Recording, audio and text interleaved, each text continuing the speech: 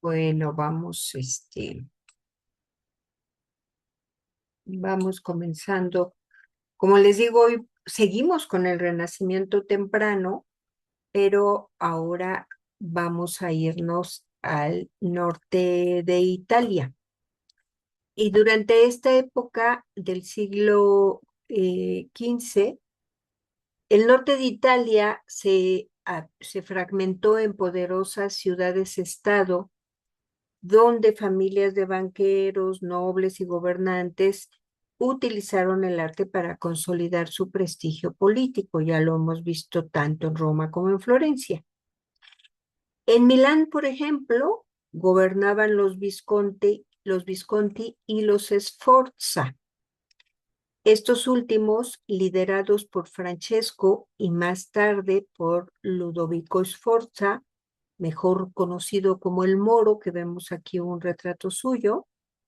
Estos Sforza, fueron mecenas fundamentales, sobre todo el Moro, porque él es el que atrae a figuras como Leonardo da Vinci para proyectos como La Última Cena, pero ahí en Milán, pero sobre todo Leonardo da Vinci trabajó 20 años con Ludovico Sforza el Moro.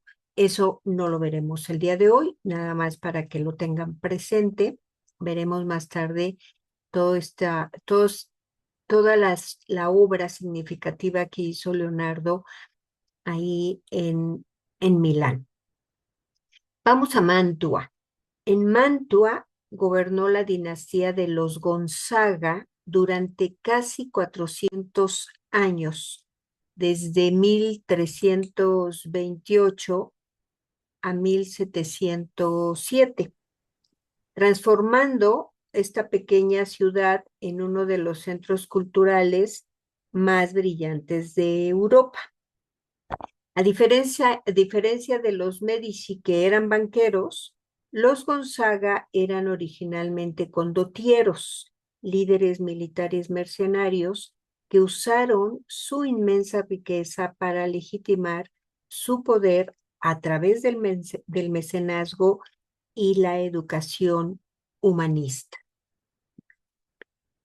Ludovico III Gonzaga, conocido como el Turco, fue el segundo marqués de Mantua y uno de los gobernantes más influyentes del Renacimiento italiano. Gobernó desde 1444 hasta su muerte, transformando a Mantua en un centro cultural de primer orden.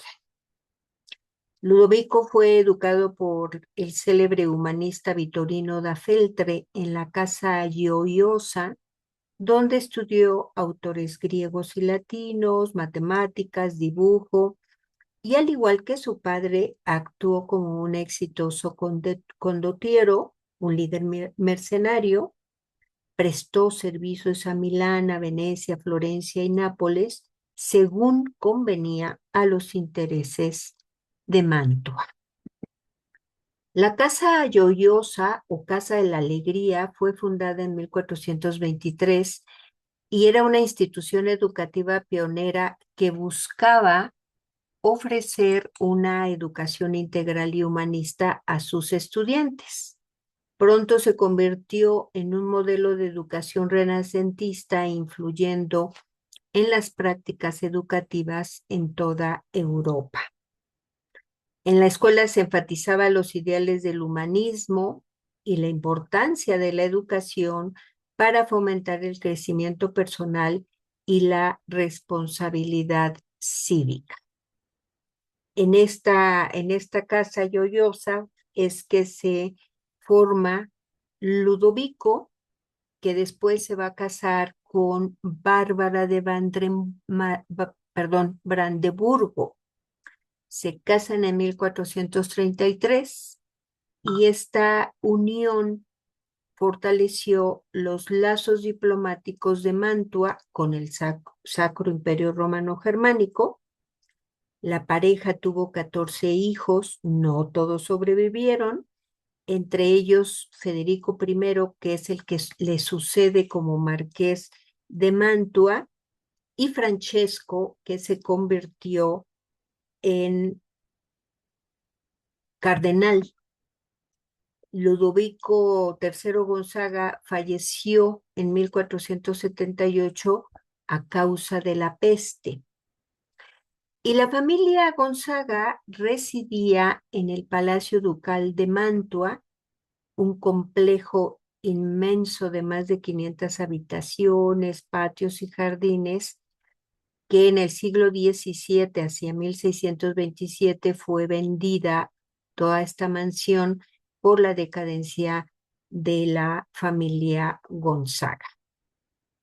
Pero bajo el mando de Ludovico III se pavimentaron calles, se construyó una torre de reloj, se reorganizó el centro de la ciudad. Ludovico invitó a arquitectos como León Battista Alberti, por ejemplo, quien fue el que diseñó las iglesias de San Sebastián y de esta que vemos aquí en la imagen de San Andrés. Vemos que sigue ese estilo arquitectónico clásico que ya hemos visto con otros arquitectos. También en 1459, Mantua, con la cabeza de Ludovico III, fue el anfitrión del Congreso ahí en esa ciudad, convocado por el Papa Pío II para organizar una cruzada contra el Imperio Otomano. Además de todas estas acciones que realizó este importante personaje, es famoso por haber nombrado a Andrea Mantegna como su pintor de corte en 1460. Y Mantegna inmortalizó a Ludovico y su familia. Aquí vemos en este fresco que se encuentra situado en la Cámara de los Esposos en el Palacio Ducal de Mantua. Hablaremos de estos frescos. ¿Quién fue Andrea Mantegna? Pues el artista más influyente del Renacimiento temprano en el norte de Italia, conocido por su obsesión con la perspectiva, el escorzo extremo y la arqueología clásica. Un joven Mantegna inició su formación clásica gracias a la influencia de su maestro Francesco Squarcione dentro de los círculos humanistas de Padua, que por aquel entonces era uno de los centros ilustrados más importantes del Renacimiento del norte de Italia. Recordemos a Padua, que es donde se encuentra la capilla Scrovegni pintada por Giotto. Además de visitar Venecia, en donde tuvo la oportunidad de conocer de primera mano la obra de Donatello, de Filippo Lippi y de Paolo Uccello.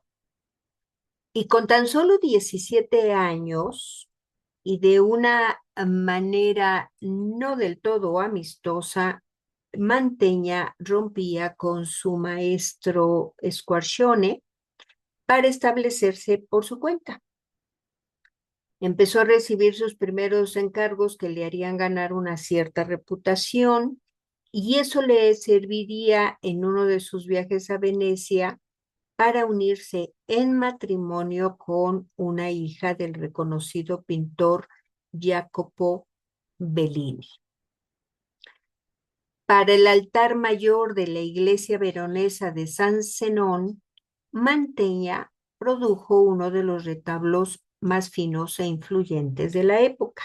Este que vemos aquí en la imagen es el retablo que ocupa un lugar privilegiado en la iglesia, porque la zona del altar mayor se eleva por encima del nivel de la nave.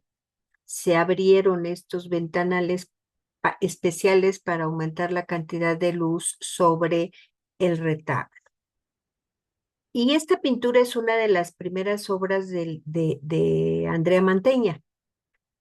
Aunque tiene un formato básico de la pintura, es esencialmente como los polípticos que hemos visto del gótico tardío. Sin embargo, abre nuevos caminos en la forma en que se maneja el esquema tradicional. Vamos a acercarnos al al retablo y vamos a ver que el escenario en el que se lleva a cabo esta reunión es como una especie de, como una terraza, podríamos decir, al aire libre. Vemos suspendidas en la parte superior, en el proscenio, unas guirnaldas que parece que se entrelazan entre las columnas simuladas del cuadro y las de madera propiamente dichas del marco, que disuelven la idea de esa cuarta pared de la caja de perspectiva tradicional. Ya se mantenía unos juegos espaciales dentro de esta pintura que han recorrido un largo camino desde ese método que conocimos de Brunelleschi de proyectar la imagen pintada en un plano ideal.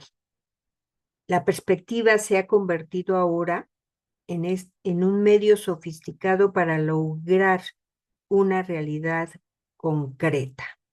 En este caso, la reunión que preside la imagen de la Virgen con Cristo Niño, flanqueada por los apóstoles que se dividen entre las dos tablas laterales.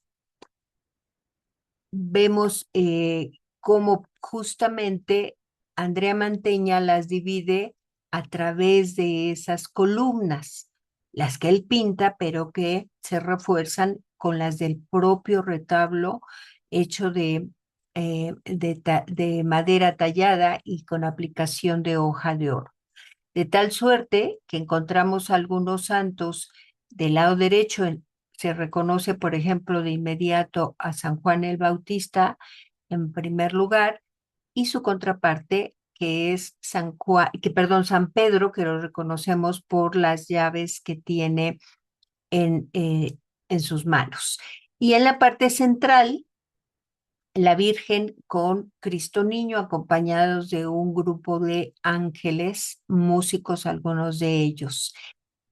Es interesante notar cómo Andrea Mantegna recrea todas esas formas clásicas que a él le interesaban mucho y que le fascinaban a través de estas grisallas que vemos alrededor, incluyendo las columnas, también con algunas grisallas para dar esa sensación de que fueran bajorrelieves ahí en esta especie de cenefa, con lo cual le da todavía un ambiente clásico a la escena.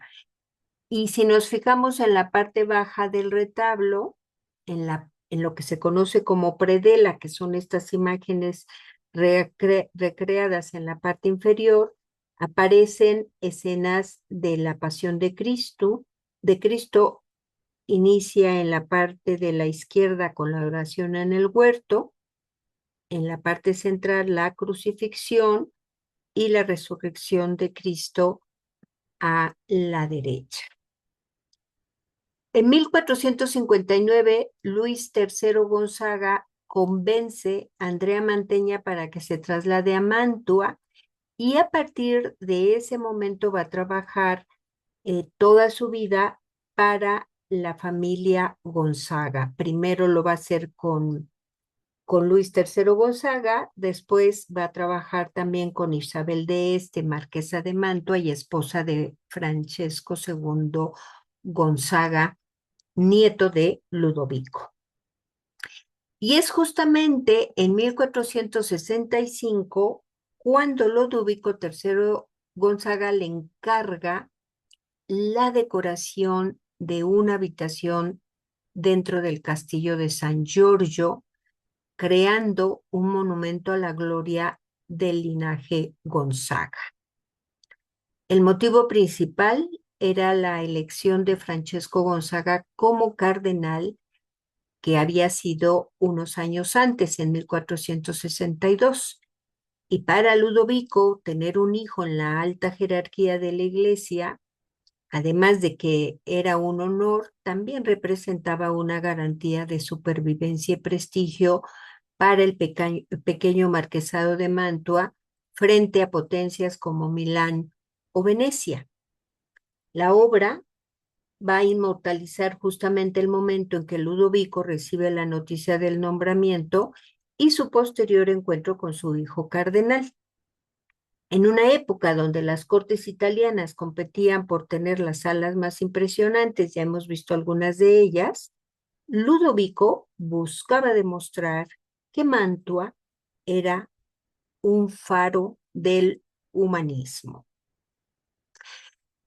Así que Mantegna decora en la pared norte con esta notable reunión de todos los miembros de la familia y la corte Gonzaga, incluidos algunas amistades, funcionarios, inclusive hasta la mascota, hasta el perrito, lo encontramos también retratado en esta imagen. Voy a irme con aumentar esta parte de aquí. Aquí es este señor que vemos aquí, es justamente Ludovico, que está sentado en el extremo izquierdo.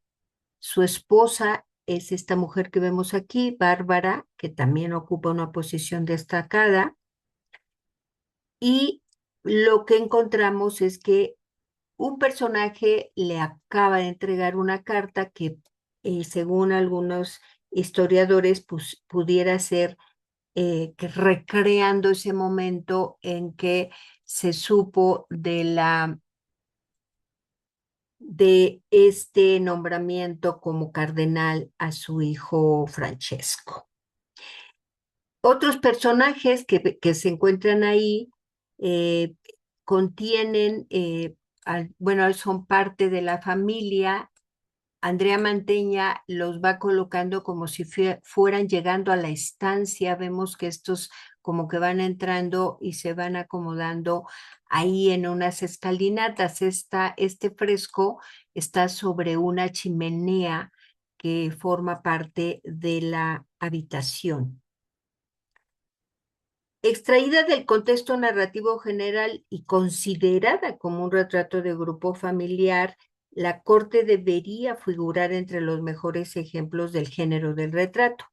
Desafortunadamente, es un fresco que ha sufrido humedad, lesiones, una mala restauración, por lo que ese refinamiento pulido que había logrado Andrea Mantegna solo se puede apreciar parcialmente en la actualidad. La pared oeste está dividida en 3 escenas y un mismo paisaje, como podemos darnos cuenta, con ese cielo azul salpicado de nubes, hacen como el nexo entre estas 3 partes. Es un pasaje que se llena de actividad, personajes, edificios, algunos de los cuales hacen referencia a Roma, que son los que vemos del lado derecho. Está la pirámide de Cestio o el Coliseo. Están rematadas las escenas con los cortinajes que simulan como un escenario de un teatro. En la parte central encontramos algunos amorcillos que están sosteniendo un cartel en el cual había una inscripción que es ilegible en la actualidad, que seguramente hacían alusión a lo que se encuentra en estas imágenes. Y que vamos a ver que en estos laterales lo que encontramos es que es la escena de reunión mostrando en el panel de la derecha a Ludovico con su segundo hijo Francesco, recién nombrado cardenal. Alrededor de ellos están otros pequeños que son Ludoviquino, su hijo menor, pero también hay 2 nietos, y también se encuentran Federico III del Sacro Imperio Romano Germánico y Cristiano I, rey de Dinamarca. Y al fondo justamente es donde vemos esa imaginaria ciudad romana con el escudo de armas de los Gonzaga, que es otra alusión a que el esplendor de Mantua es comparable al de la antigüedad romana. Pero también puede ser una alusión justamente a este recién nombrado cardenal Francesco Gonzaga. Pero en estas obras podemos darnos cuenta de la monumentalidad y del estilo tan característico de Mantegna. Pero lo que más llama la atención en la Cámara de los Esposos es el techo en donde Mantegna diseñó un engaño visual, ese trampantojo, esa ilusión que parece romper las paredes y el techo, haciendo que la habitación parezca como un pabellón abierto al aire libre. Y con esto crea el primer techo ilusionista de la historia, con este balcón ficticio donde podemos encontrar algunas figuras y amorcillos que se asoman hacia abajo, desafiando la perspectiva tradicional. Es una cosa verdaderamente asombrosa. Por supuesto, las guirnaldas que son muy características en la obra de Mantegna, pero vean este amorcillo que está de espaldas, como del lado de la habitación, un pavo real. Esta cosita de aquí siempre, yo creo que es un ave, pero siempre me ha llamado la atención, siempre se me ha imaginado ahí como un ovni. Vean estas figuras asomadas, como que los sirvientes están ahí asomados a la habitación. Aquí podemos ver una planta que está detenida solamente, bueno, en teoría, ¿verdad? En esta ficción por con un pequeño bastón de madera que detiene esa gran maceta en el techo, y la mayoría de ellos son algunos amorcillos. Es pues un gran avance en lo que se refiere a la perspectiva y también en cómo decoró, cómo hacer esa ilusión de este techo abierto en donde en teoría se puede ver hacia el exterior. Y en los compartimientos en forma de diamante, por ejemplo, hay 8 bustos de los primeros emperadores romanos dentro de medallones. Uno de ellos está representado por el emperador Augusto. En las bóvedas laterales hay escenas de 3 mitos de Orfeo, 3 mitos de Arión y 6 de los trabajos de Hércules. El realismo crece con la altura. Y aunque fue realizado en primer lugar la pintura del techo en grisalla y pan de oro, imitando mosaicos antiguos como podemos ver aquí en la imagen, no deja de ser el complemento perfecto para las pinturas que se colocaron en las paredes. La forma de realizarlo y la composición agrandan el espacio. Crea toda esta ilusión de un gran techo todo es pintado. Luego esto irá perfeccionándose ya en el Alto Renacimiento, sobre todo con los frescos de Miguel Ángel. Y aunque esta habitación se conoce como la Cámara de los Esposos, funcionaba realmente como sala de audiencias y recepción de embajadores para que todos los visitantes quedaran impresionados por el poder de los Gonzaga.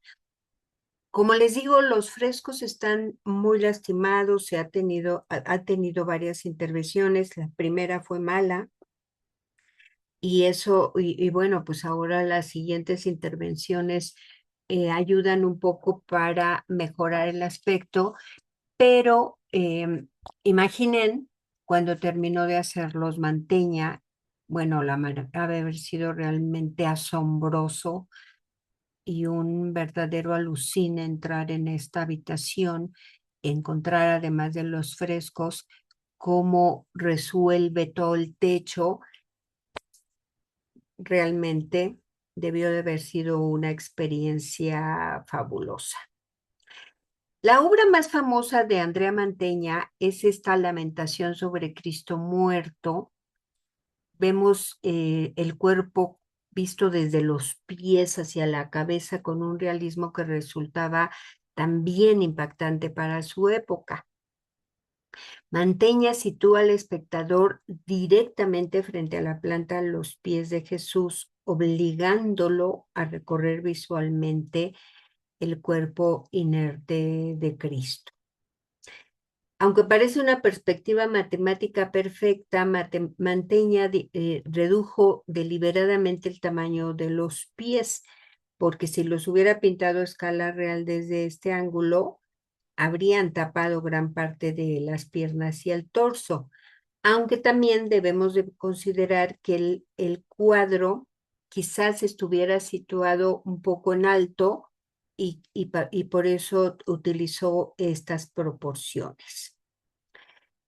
Aquí, Cristo es un hombre vulnerable y vencido por la muerte.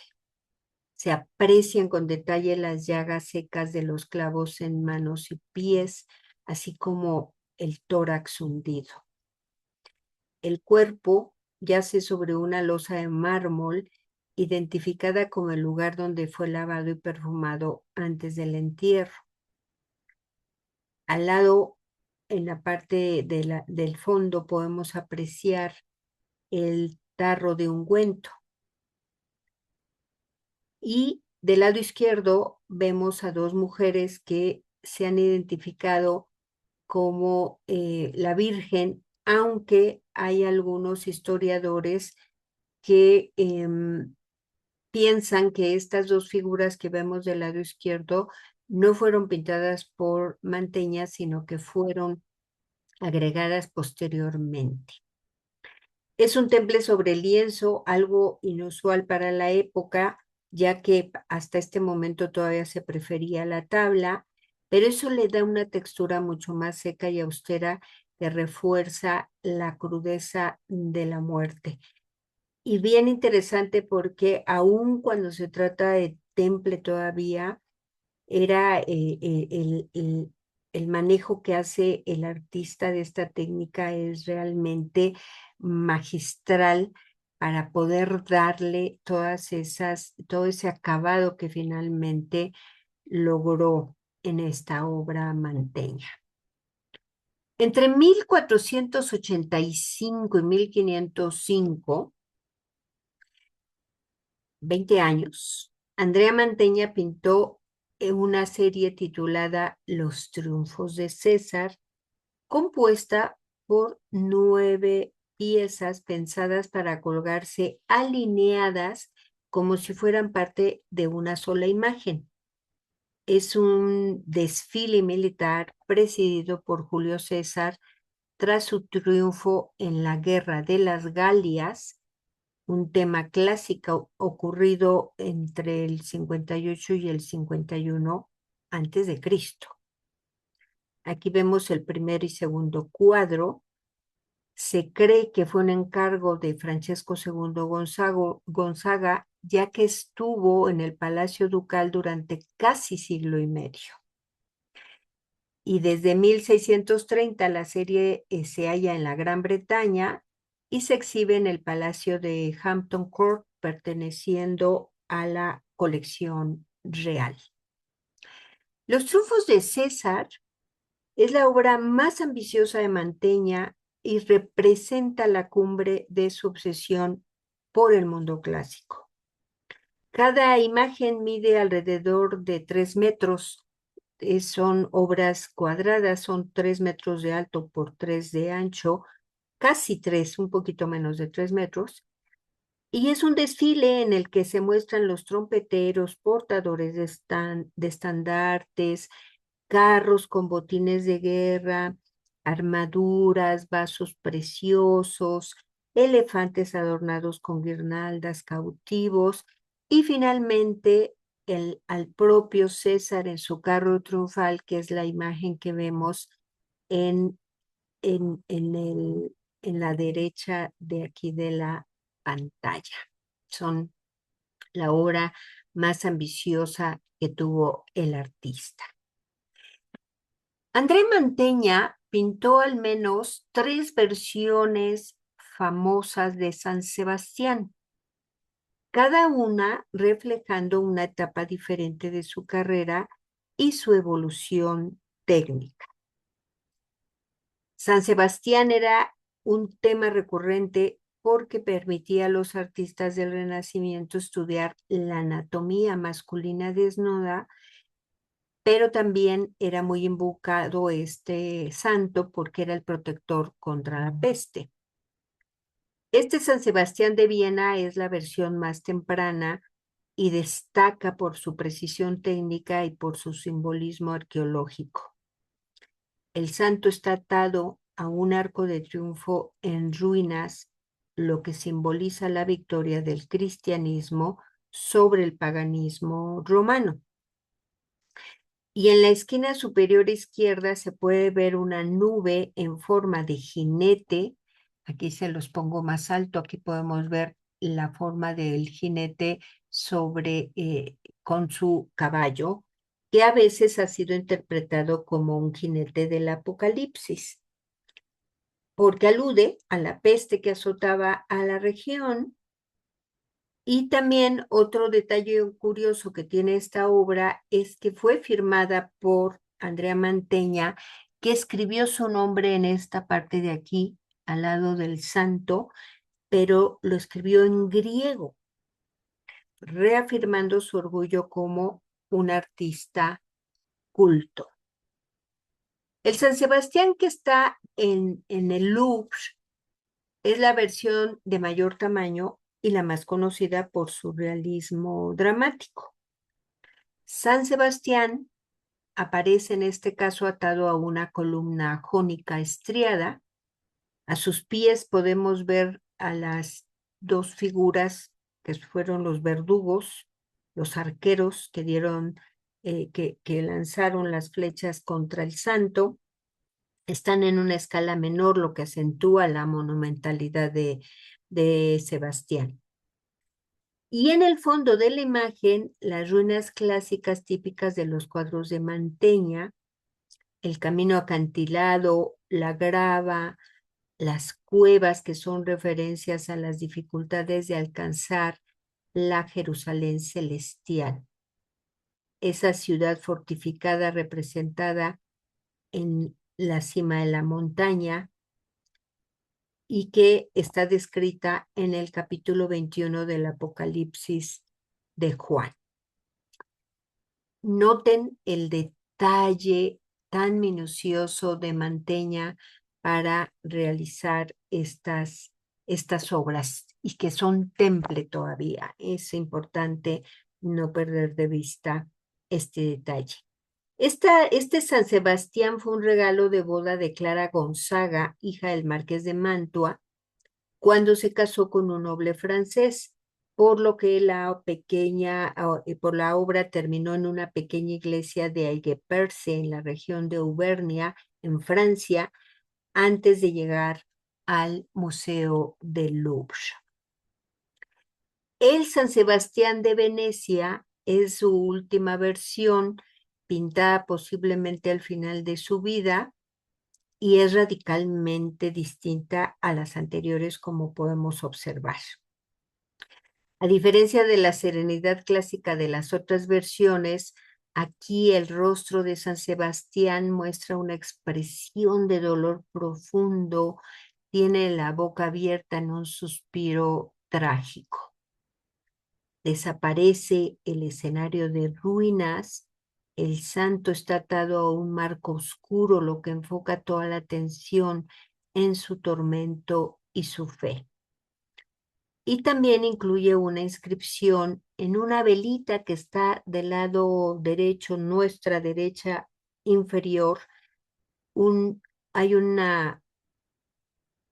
cartelito que dice: nada sino lo divino es estable, lo demás es humo. Comentábamos hace un momento que Andrea Mantegna, cuando visitó Venecia, conoció a Jacopo Bellini, quien era el patriarca de la dinastía de pintores más influyente de la Venecia del siglo XV, y se casó con su hija Nicolosia en 1453. Este hecho lo unió a los Bellini con la escuela de Padua, creando un intercambio de estilos que transformó el arte del norte de Italia. A Jacopo Bellini se le considera una figura de transición clave. Aunque él se formó con el estilo del gótico internacional de su maestro Gentile da Fabriano, sus innovaciones en el manejo del espacio y la perspectiva ayudaron a sentar las bases del Renacimiento veneciano.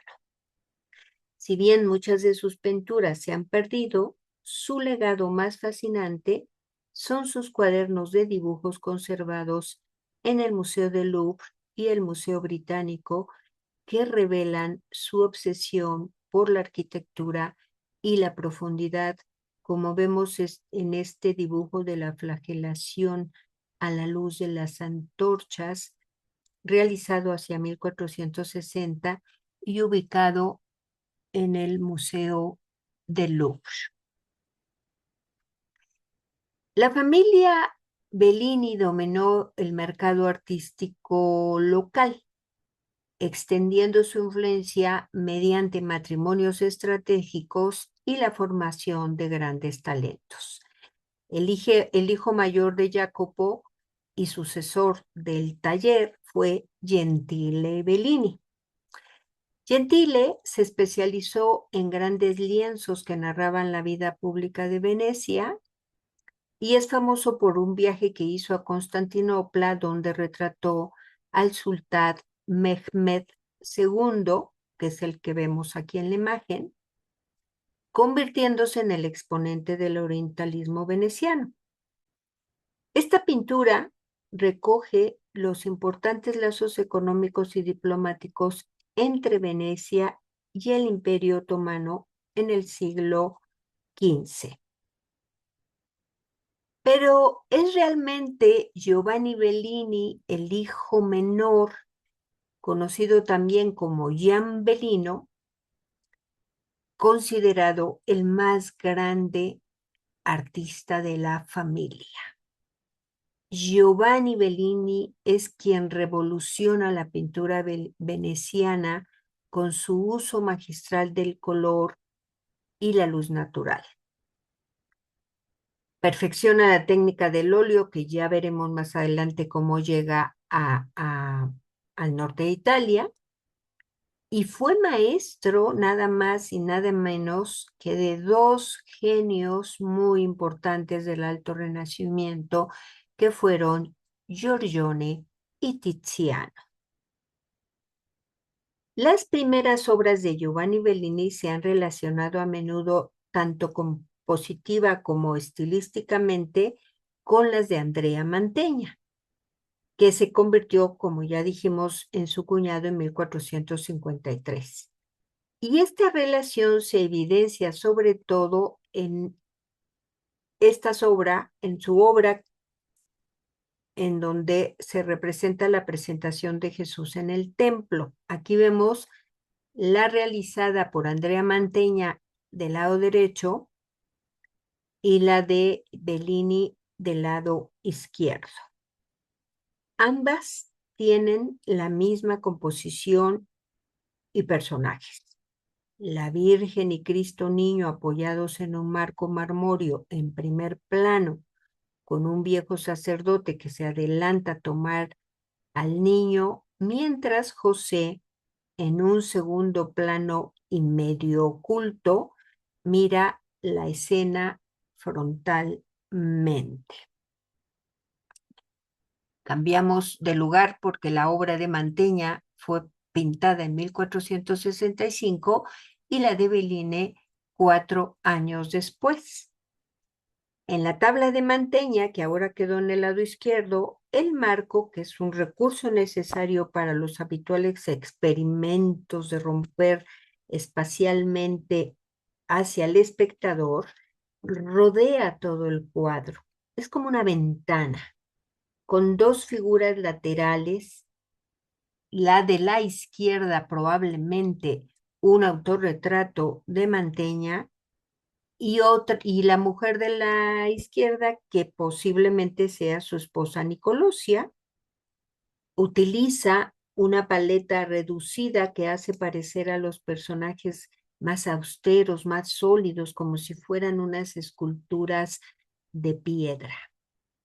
Mientras que en la presentación de Bellini también parece que está su autorretrato y posiblemente el de su esposa, pero además añade a otras dos figuras en la composición. La cornisa ha dejado el sitio a un alféizar más ágil que aísla menos las figuras respecto al espectador. La paleta que utiliza, sobre todo los blancos y rojos, presentan mayor dulzura, un mayor naturalismo en las carnaciones y demás superficies. Entonces, si bien podemos encontrar que se inspiró en la tabla de Manteña, ya empieza a utilizar sus propios recursos y su propia visión en cuanto a lo que quería representar en la composición. Giovanni Bellini dedicó gran parte de su carrera a perfeccionar la iconografía de la Virgen con el Niño Jesús. Comenzó hacia 1460 creando obras destinadas principalmente a la devoción privada de la aristocracia veneciana. Estas pinturas son fundamentales ya que actualizan la iconografía a un estilo de mayor calidez y color del alto renacimiento veneciano. Sus vírgenes personifican una profunda humanidad y melancolía. Muchas de estas obras incluyen una balaustrada de mármol en primer plano que separa el espacio sagrado del espectador. A menudo en este mármol aparece un cartelino, un pequeño papel con la firma del artista, Johannes Bellini. Bellinus, así firmaba. Son unas representaciones bellísimas en donde el artista combina esa fijeza del ícono bizantino que vimos en clases anteriores con una gran atención al detalle de la tradición flamenca, además de la solidez volumétrica aprendida a su cuñado Andrea Mantegna. Mientras que sus primeras Madonas son más lineales y rígidas, estas tardías se funden con paisajes atmosféricos gracias al dominio que el artista ya tenía con la técnica del óleo. Una de sus obras más conocida y considerada una obra maestra de Bellini es esta Virgen de la Pradera, también conocida como Madonna del Prado, Madonna del Prato, Madonna del Prado, que está en la National Gallery de Londres. Lamentablemente su estado de conservación no es de lo mejor, debido en parte a que la obra se trasladó de su soporte original, que era una tabla, al lienzo, y eso se hizo en 1949, lo que comprometió la calidad de la composición cromática, especialmente en el grupo de la Virgen y el Niño. Estos traslados que se hacen a veces sobre todo de tabla a lienzo, generalmente es porque la tabla está muy dañada, porque seguramente tenía carcoma y eso también comprometía a la imagen. Entonces, en estos casos, pues lo que se hace es trasladar la imagen de la tabla al lienzo. La Virgen, como podemos ver, está en el suelo como una Madonna de la humildad medieval. Tiene las manos unidas en oración frente a su hijo desnudo y dormido, mientras que a su alrededor transcurre la vida tranquila de los campos. Las figuras componen un dulce grupo cerrado en un modo piramidal, envueltas en la espacialidad de estos sus sinuosos perfiles. Son figuras muy luminosas, una luz de la mañana con este hermoso retazo de campo que vemos alrededor. Y el paisaje está vinculado con los protagonistas a través de algunos símbolos que contiene la obra. Aquí amplío la imagen para ver, por ejemplo, que encontramos aquí un ibis que está luchando con la serpiente, lo que alude al cristianismo que vence al pecado. También encontramos en la parte alta de la rama un buitre que está vuelto hacia la Virgen y el Niño y que remite al sacrificio divino, tema que encubre también esta composición presagiando la piedad. Si observamos detenidamente la imagen, encontramos que es una piedad.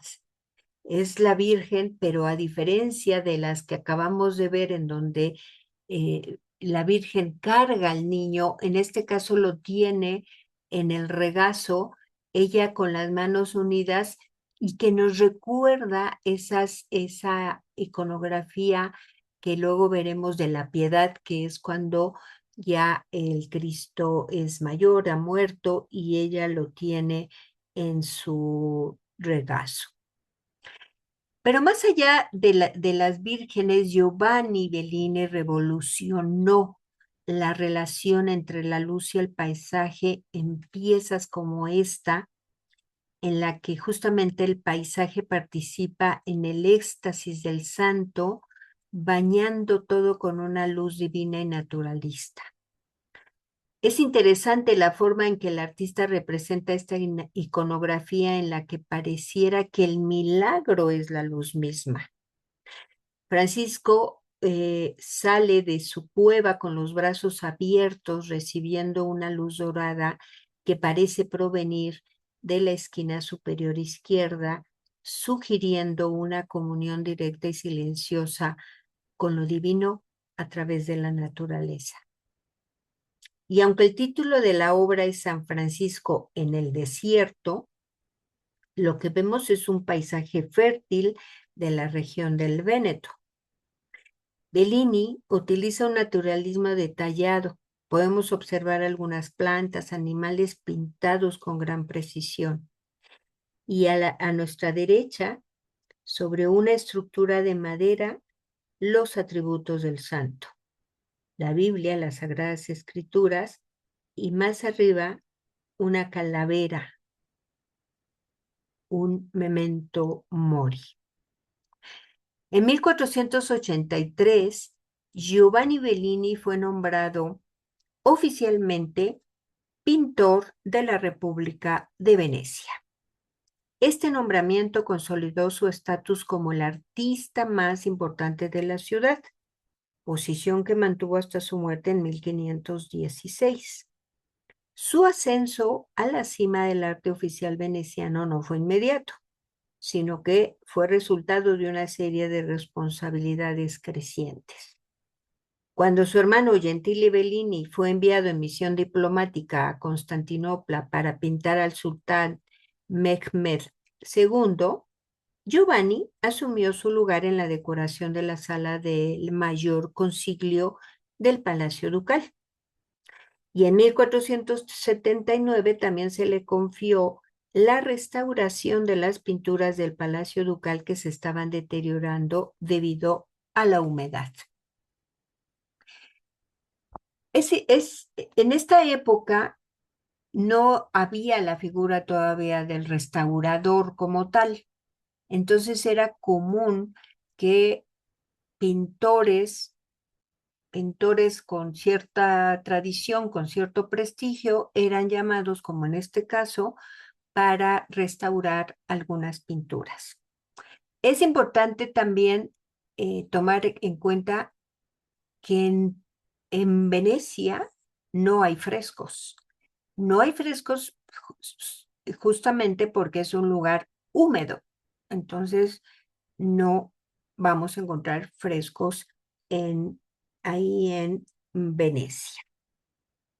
El nombramiento que le hacen a Giovanni Bellini como pintor de la República de Venecia le reportaba una pensión anual, lo que le eximía también de pagar impuestos a su gremio y a cambio de estos beneficios tenía la obligación de pintar el retrato de cada nuevo dux que asumiera el cargo.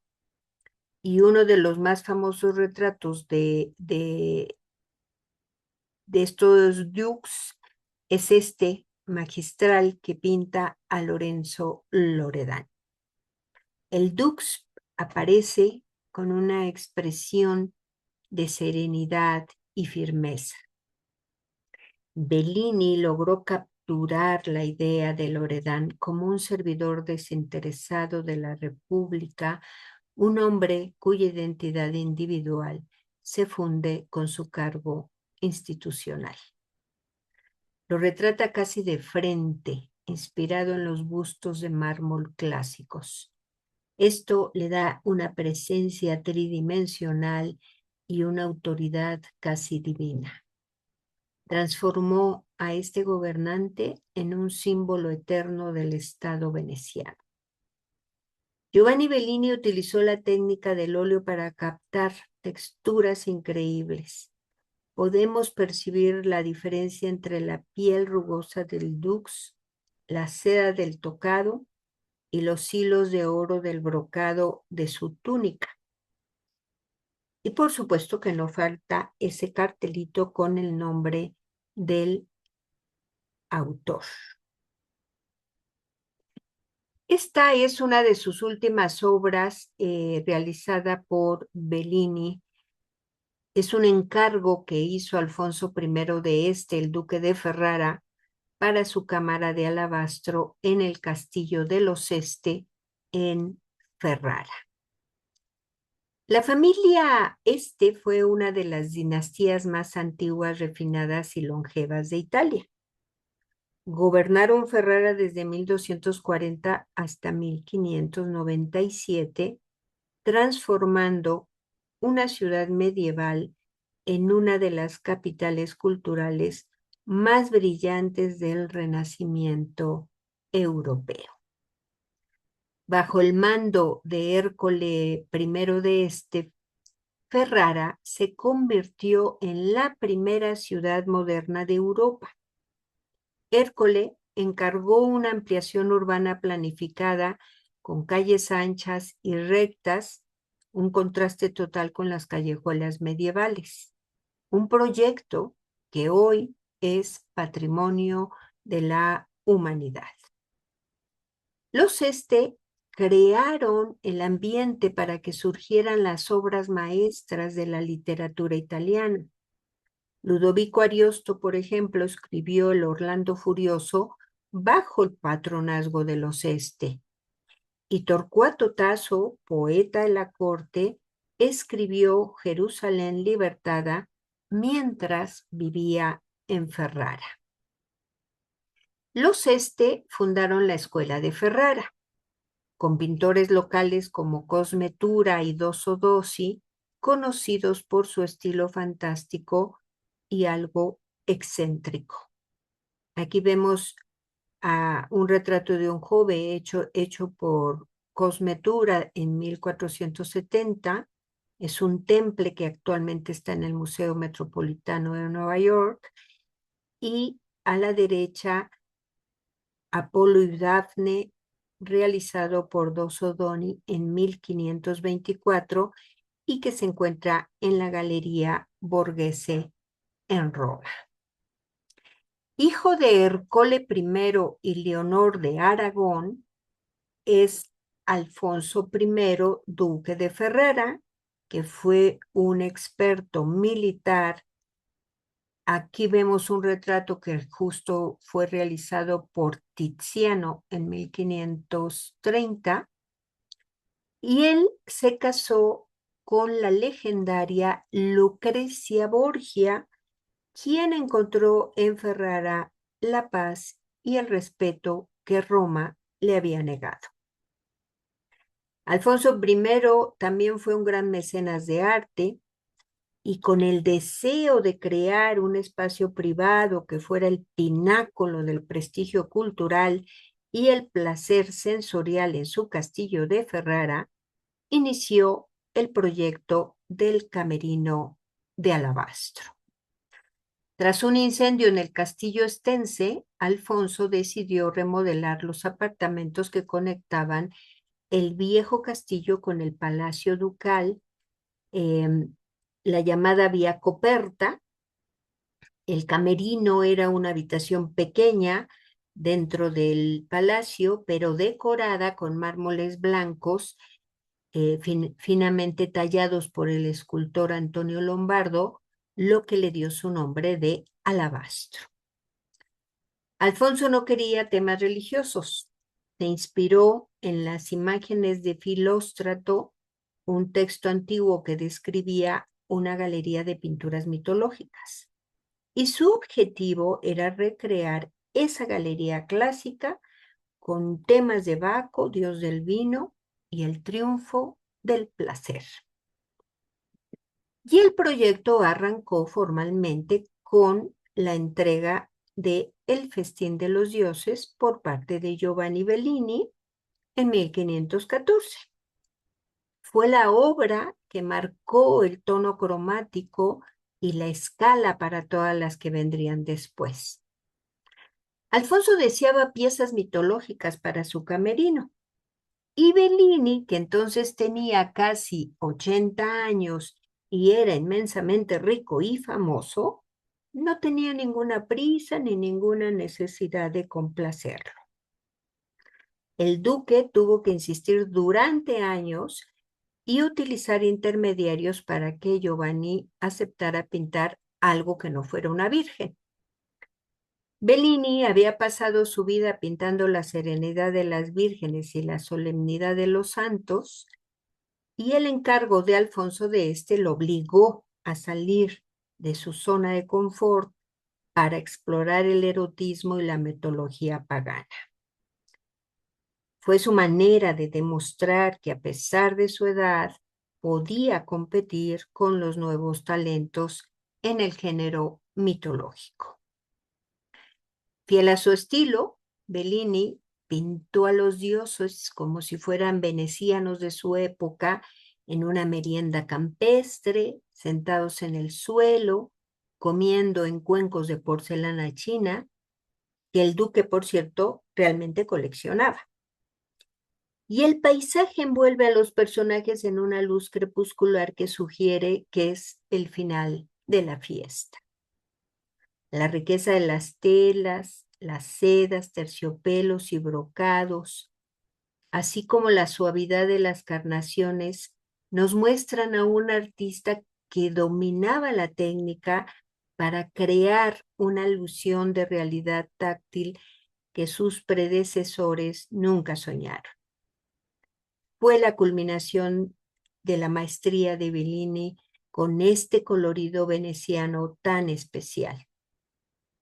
Demostró que en Venecia la luz y el color eran tan poderosos como el dibujo estructural, que era la influencia de las escuelas de Roma y Florencia. Además de Bellini, Alfonso intentó reunir a los mejores pintores de Italia para su proyecto del Camerino de Alabastro.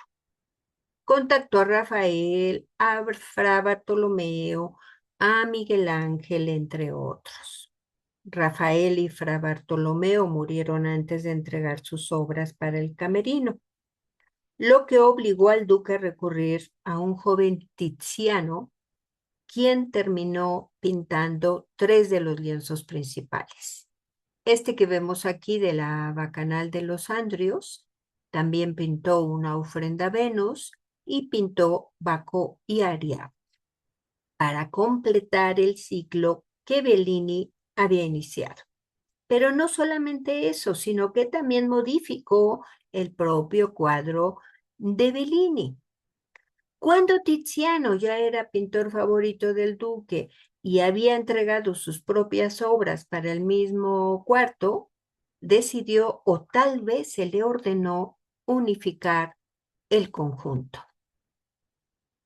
Aquí vemos a la imagen de la izquierda una reconstrucción de cómo debió de haber sido el cuadro de Bellini antes de los cambios hechos por Tiziano.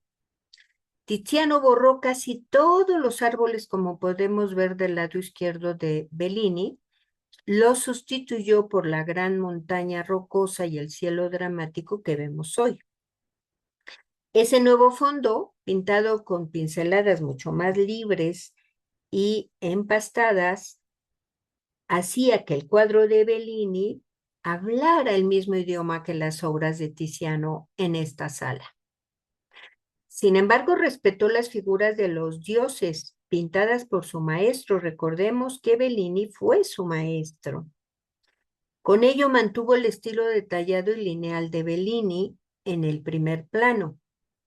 El resultado es un lienzo único donde conviven dos épocas del Renacimiento: el orden meticuloso del siglo XV con Bellini y la libertad atmosférica del siglo XVI de Tiziano. El camerino de alabastro fue desmontado.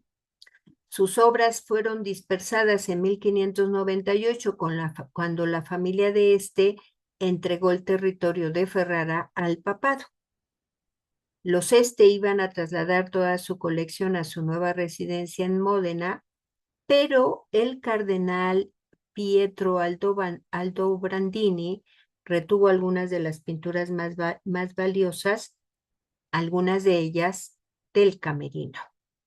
Actualmente varias de estas obras están dispersas en museos y en el Palacio Ducal está esta reconstrucción que vemos aquí con copias de estos grandes cuadros.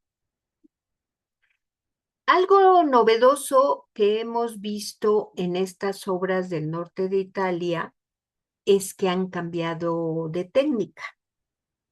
Pasaron del temple al óleo, sobre todo ya lo vimos con Giovanni Bellini. Pero ¿cómo sucedió este cambio? Bueno, pues Antonello da Messina fue el puente artístico definitivo entre el realismo minucioso de Flandes y la monumentalidad del Renacimiento italiano. Antonello di Giovanni d'Antonio, conocido como Antonello da Messina, nació en Messina, Sicilia, y hacia 1445 se fue a Nápoles, en donde entró al taller de Niccolò Colantonio. En esa época Nápoles era un centro cosmopolita bajo el dominio de Alfonso V de Aragón, que coleccionaba obras de pintores flamencos como Jan van Eyck y Roger van der Weyden. Ahí Antonello pudo estudiar de cerca la técnica del óleo y el detalle nórdico sin salir de Italia. Por otro lado, en 1450 se fue a trabajar a Milán para los Sforza, y ahí está documentado un contrato donde aparece el nombre de Antonello Sicilianos, que podría referirse a Antonello da Messina, trabajando junto con Peter Brugensis, a quien los historiadores han identificado con el pintor flamenco Petrus Christus, y de quien se tiene constancia que estuvo en Milán en esa época. Esta colaboración que tuvieron los pintores complementaría su conocimiento de la técnica flamenca. La genialidad de Antonello da Messina radica en que combinó dos mundos opuestos: el flamenco, con el uso de veladuras al óleo, con lo cual se podía captar las texturas, la piel, las telas, las joyas, y una luz atmosférica que parece emanar de los propios efectos, con el italiano, con una estructura geométrica, volumen de los cuerpos, la perspectiva lineal que él había aprendido con Piero della Francesca, y crea esa combinación perfecta.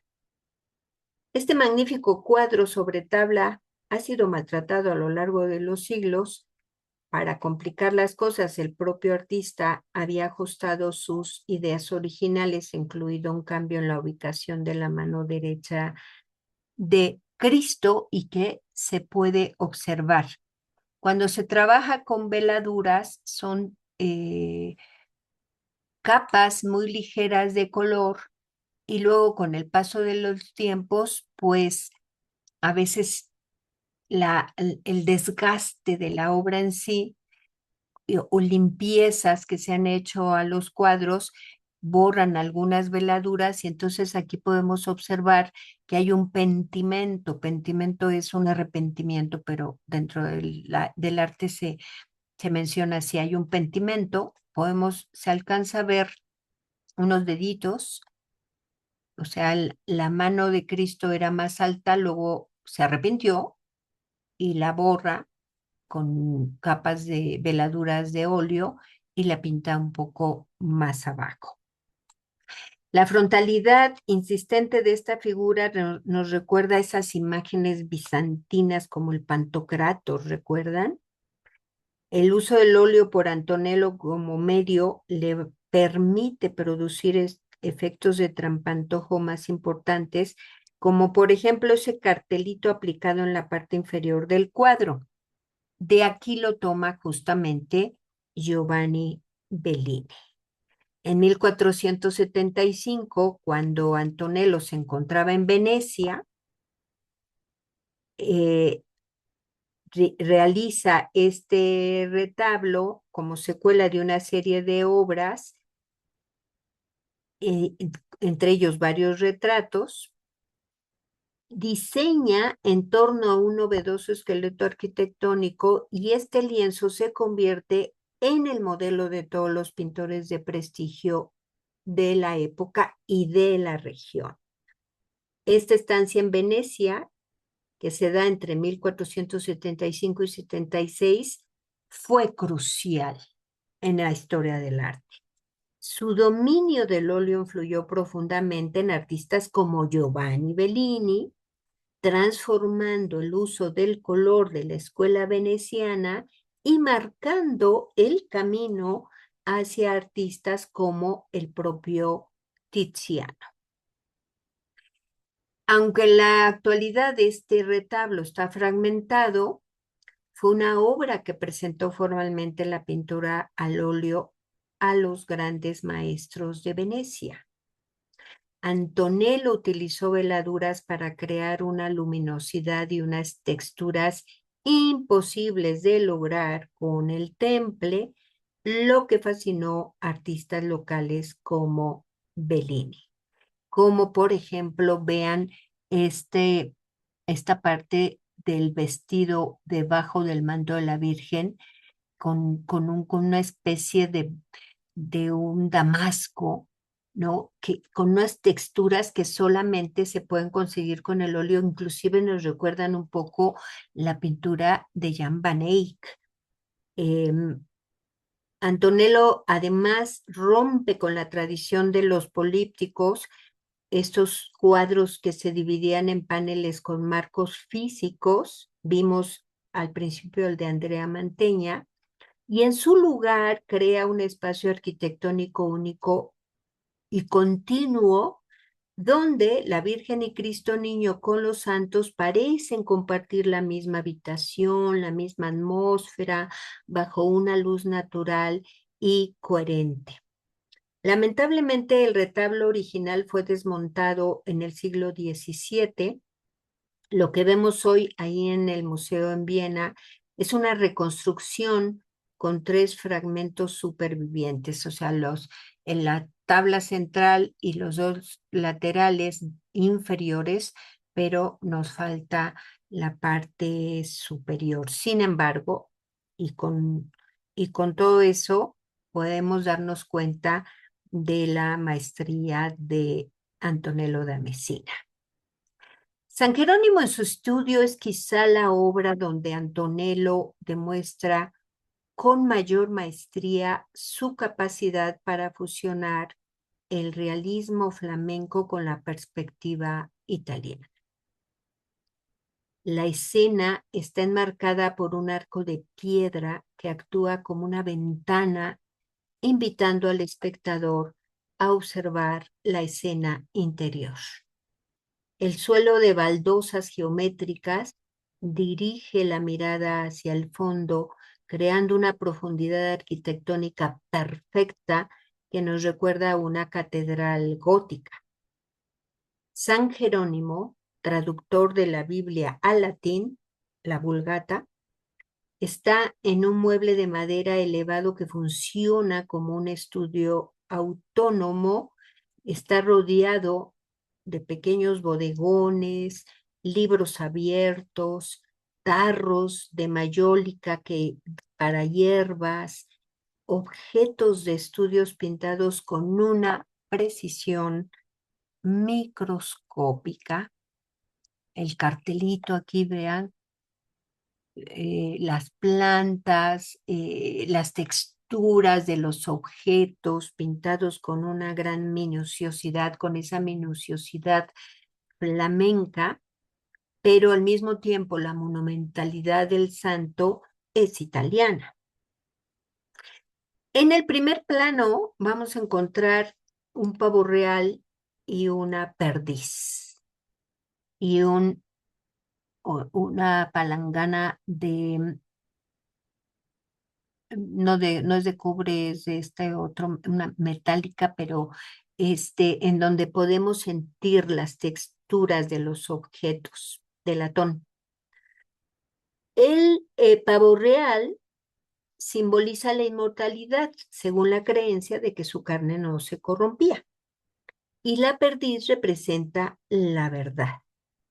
En la penumbra de la derecha vamos a encontrar otro atributo de San Jerónimo, su atributo tradicional, que es el león, caminando aquí por la nave de esta gran iglesia, recordando esa leyenda de la espina que el santo les trajo de la pata. Dentro del estudio vemos dormitando a un gato, aquí está, aquí lo vemos con mayor amplitud, que es una nota de domesticidad y tranquilidad al ambiente de meditación. Y a través de estas ventanas del fondo podemos apreciar esos paisajes minuciosos con colinas y figuras diminutas, creando un contraste entre la vida activa del exterior y la contemplativa del santo. Es una obra de pequeño formato, apenas mide 46 por 36 centímetros, pero su nivel de detalle es tan extremo que requiere una observación cercana para apreciar, por ejemplo, las sombras que proyectan los objetos en las estanterías o el polvo que parece flotar con los rayos de luz. Recordemos esta obra de Robert Campin, este pintor flamenco del gótico tardío, y vean cómo Antonello da Messina ha quedado influenciado, se inspira en esos detalles flamencos de la ventana, ¿no? Por ejemplo, si nos acercamos a la ventana del estudio de San Jerónimo, vemos cómo hay un paisaje tremendo, hay una estructura arquitectónica, hay un pequeño lago donde hay una barquita, hay personajes a la orilla del lago, hay un hombre que está montando a caballo, en fin, que sigue todos estos detalles tan precisos y minuciosos del arte flamenco, pero ya incorporando la monumentalidad italiana. La Virgen Anunciada es considerada una de las obras más enigmáticas y modernas del Renacimiento. En esta tabla, Antonello da Messina lleva la síntesis entre la técnica del óleo y la geometría italiana a su máxima expresión. Antonello rompe con la iconografía tradicional y coloca al espectador en el lugar del arcángel Gabriel. Es nuestra presencia la que parece haber interrumpido la lectura de la Virgen. Sus manos son las verdaderas protagonistas de la acción. La mano derecha se adelanta en un gesto de sorpresa y contención ante la presencia invisible, mientras que la izquierda cierra tímidamente su manto azul sobre el pecho, simbolizando su castidad y aceptación.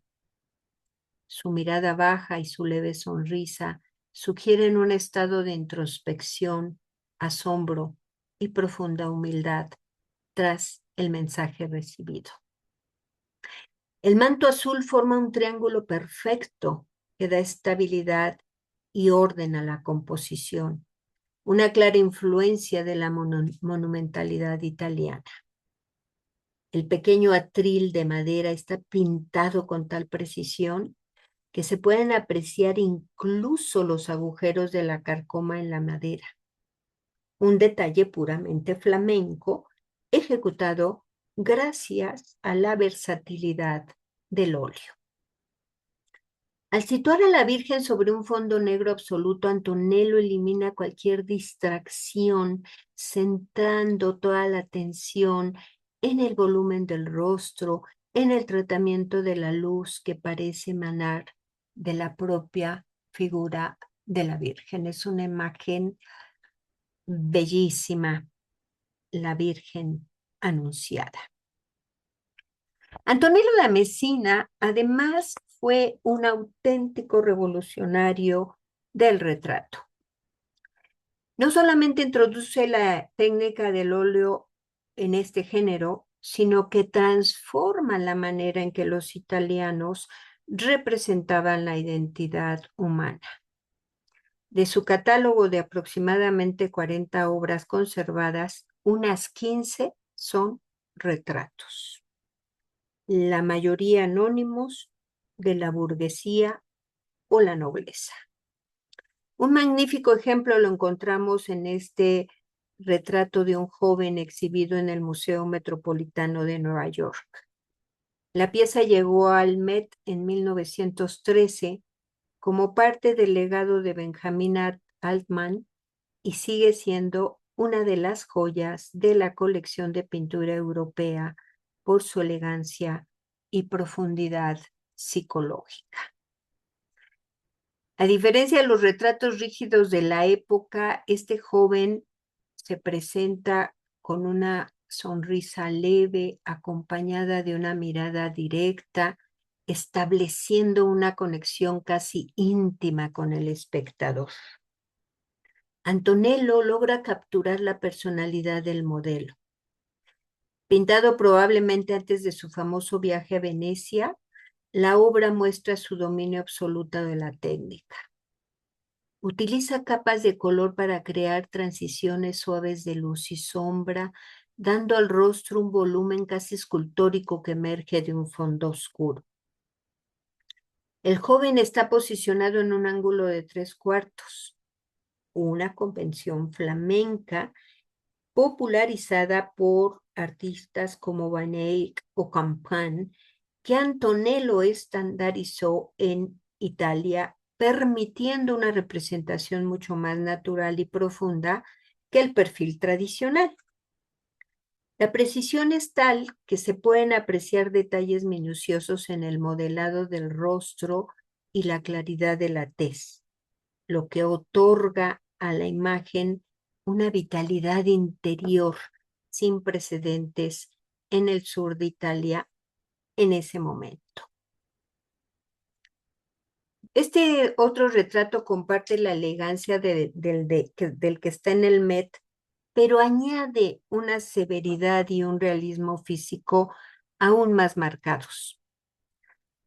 La precisión en la representación de la piel, esa barba incipiente, el brillo de los ojos es asombrosa.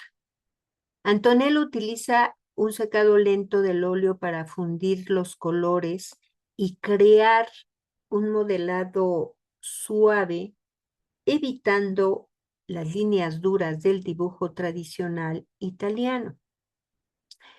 En la base del cuadro aparece un antepecho de madera pintado con una inscripción que identifica al autor. Este recurso, además de servir para afirmar, funciona como un truco visual, como un trampantojo que separa el espacio real del espectador del espacio ficticio del retratado. Y aunque el personaje es anónimo, su vestimenta oscura y sencilla sugiere que se trata de un miembro de la alta burguesía o tal vez un noble que buscaba proyectar una imagen de seriedad intelectual y dignidad, lejos de la ostentación de joyas y brocados. Para comprender la importancia de estas innovaciones de Antonello da Messina, recordemos este retrato del duque de Urbino, Federico de Montefeltro, realizado por Piero della Francesca. Solamente hay un año de diferencia entre este y el de Messina que vimos en el Metropolitano de Nueva York. Sin embargo, la distancia en presencia es tremenda. Poner estas dos obras frente a frente nos permite ver el choque de dos visiones geniales del Renacimiento. Fiel a la tradición de las medallas romanas, Piero retrata a Federico en un perfil absoluto. Esto crea una imagen icónica, eterna y casi geométrica. El fondo es un paisaje vasto y luminoso que refuerza el poder del duque sobre su territorio. Estamos ante un retrato de estado y jerarquía. Y como vimos en el retrato del Metropolitano, Antonello rompe con ese perfil, gira el rostro del personaje hacia nosotros. Su enfoque no es el del poder político, sino la presencia humana. Al eliminar el paisaje y usar un fondo oscuro, obliga al espectador a mirar a los ojos del modelo. Es un retrato de la esencia individual. A pesar de sus diferencias, ambos artistas compartían una obsesión por la geometría. Se cree que Antonello estudió la obra de Piero y de él aprendió a darle a sus cabezas esa solidez casi escultórica, como si fueran cilindros o esferas perfectas bajo la luz, antes de aplicarles ese detalle minucioso flamenco con la técnica del óleo. Antonello da Messina no tuvo un único mecenas de por vida como otros artistas. Su carrera se desarrolló a través de encargos de instituciones religiosas, nobles y el propio Estado veneciano. En sus inicios, Antonello se formó en el entorno de Alfonso V de Aragón o Alfonso I de Nápoles. Aunque no fue su pintor de cámara oficial, fue en la colección de este rey donde Antonello pudo estudiar las obras flamencas de artistas como Van Eyck, que marcaron su estilo. Durante su estancia en Venecia, su mecenas más documentado fue el patricio veneciano Pietro Bon. Bon fue quien le encargó el famoso retablo de San Casiano y llegó a admirar tanto su trabajo que se negó a liberarlo de sus compromisos cuando otros nobles intentaron contratarlo. Su éxito fue tal que recibió el apoyo directo del Estado veneciano. Se sabe que el Senado de Venecia le otorgó una remuneración para que permaneciera en la ciudad, reconociendo que su técnica al óleo estaba revolucionando la escuela local. Esta es la obra maestra vinculada a ese contexto veneciano. Originalmente formaba parte de un tríptico para la iglesia de San Giuliano. encargado en 1476. San Sebastián, como ya hemos comentado, era el santo protector contra la peste. Y en esa época, Venecia sufría brotes constantes. El cuerpo del santo está atado a un tronco. Es una columna perfecta que forma con el propio cuerpo. Está situado en una plaza con baldosas que fugan hacia el fondo de manera impecable. Reconocemos aquí la influencia de Piero de la Francesca. Antonello le otorga a la escena una luz diáfana. Se siente el aire de la ciudad con mujeres asomadas a los balcones, alfombras puestas a secar, un detalle de vida cotidiana muy veneciano. San Sebastián es de una belleza serena y geométrica, y su rostro no expresa ningún dolor. Es una obra totalmente renacentista en ese sentido, porque idealiza la figura. Acabamos de ver el San Sebastián de Andrea Mantegna, sus tres versiones, y en las tres expresa dolor. Aquí Antonello da Messina lo coloca con una belleza de cuerpo y de rostro muy renacentista.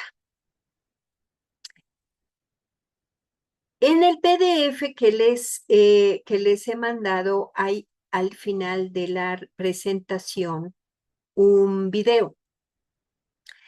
Está en italiano, por eso no se los pongo aquí, sino que mejor lo vean en YouTube para que puedan verlo subtitulado. Se llama Antonello da Messina, La luce del Nord Europa arriba in Italia.